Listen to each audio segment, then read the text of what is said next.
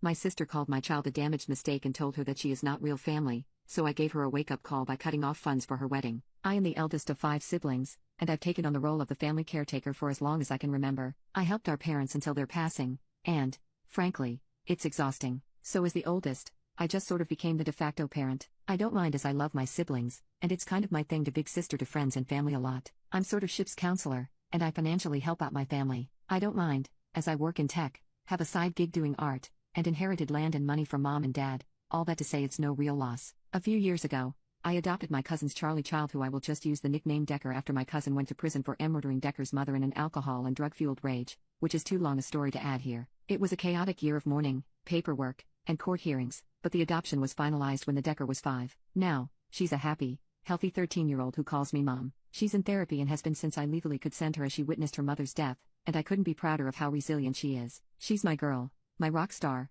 my whole heart, and I call her that, literally my heart. Fast forward to my sister, Clara, upcoming wedding. I was thrilled for her at first, and she asked me to be Mo. I cried in joy and offered for my wife Honey and I to pay for it. But during a bachelorette dinner I set up, she made a hurtful comment about my daughter, calling her a mistake and saying I shouldn't have taken her in. I stared at her and asked her what she meant, and she said it wasn't like I was supposed to even have kids, as I am married to another woman, then said no hate or anything and laughed, but then she doubled down that Decker is likely damaged and a handful. Guys, Decker is the sweetest child alive. I mean, she is a teen, so yes, sometimes she can get challenging or rebellious here or there, but when I say she is my whole heart, I mean it. She made us a family and made our house a home. She smiles easily, cries openly, and has the emotional intelligence I wish I had myself. She always asks how are you doing, and she really means it, willing to listen to people. But she's a damaged mistake. I felt like a character in a dark, twisted episode of a sci-fi show. Defending my choice to adopt felt like fighting the Borg, like I just wouldn't assimilate. I didn't laugh it off with my sister and her friends. I just stared at her in pure disbelief. I think she knew I was hurt because she quickly changed the subject. I said I better get home, paid for everything in 3 more rounds, and went home to my family. My sister came over the next day to yell at me for leaving and cutting them off after the 3 rounds I paid for. She said I owe her a do-over for ruining the whole weekend because I can't take a joke. Honey, who I of course told what happened, asked my sister to repeat exactly what she said about our daughter. My sister refused, and kept calling Decker Charlie's child, and I just was holding back so many tears. I told my sister that I wouldn't be contributing a dime to her wedding expenses, that I won't stop helping her pay her rent up until she moves in with her husband, but I won't be in or pay for the wedding of a person who sees my child as a mistake. Honestly, I was ready to go full-on Jedi and sever that connection, but Honey helped me temper myself. My sister lost it, threw the can of soda water we gave her at me, screamed, "How am I supposed to pay for this?" And I said, "You have over a year, you can save up." So left, showing Honey out of the way in the process, and blew up our sibling group chat. My other siblings are split. Some think I'm overreacting by cutting off funds for the wedding, while others agree that my sister crossed a line and needed the wake-up call. Now, I feel bad for my sister. I do love her and she is distressed by this, but I can't shake the feeling that standing up for my daughter is more important. Update. Next day, Honey and I took Decker out to the local Oktoberfest celebrations. She had a blast, did crafts, danced to music, had beer, it was not beer, in a pint glass, and generally had a great time. On the ride home, my wife broached the long-awaited topic. We asked her how she felt about Grandma's passing, then went into how everyone handles things differently. We asked if Mama, me, or Mommy, Honey, ever was hurtful, and she named a couple of moments we'd been snappy or wouldn't let her do things, like a party at 2 a.m.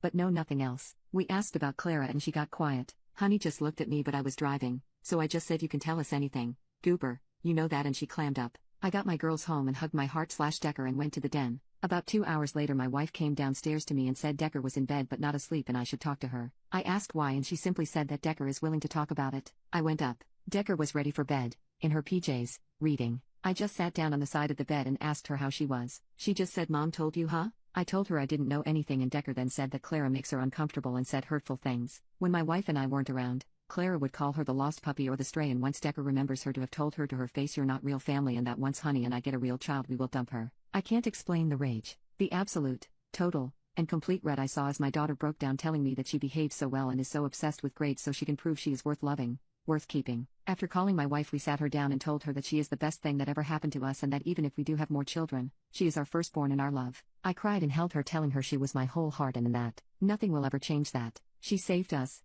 and I am so proud of her and us and all we've grown to become. I can't ever stop loving her. Neither can her mom. We love her more than air. That will never change. Then I explained that Auntie was wrong about this. Auntie is jealous of her, jealous of how much we love her. Auntie needs help, but we can't give that help, so she won't be around for a while. Decker asked us to stop talking to her like a child, so I was blunt. She's my sister and I love her. You're my daughter and I love you more. I told her my sister was wrong and hateful. I'm sorry that she didn't feel she could come to her mom or I, but she can, every time, anytime. We will choose her, always. Decker asked me if it's her fault I hate Clara, and I just told her hate is a choice and I don't hate Clara. I do love her, but sometimes loving a person means you correct them. Actions have consequences. My daughter got quiet and handed me her phone, and Clara had been texting her awful things since she left my home. I can't even type them because I want to throw things, but it's when I read my effing sister texting my teenage daughter, "Go tell your so-called mom like a snitch and prove me right." I took a screenshot and texted it to myself. Decker fell asleep around midnight and my wife and I went to bed. I texted my sister the screenshot and said, "You come into my home as my sister and treat my child like this?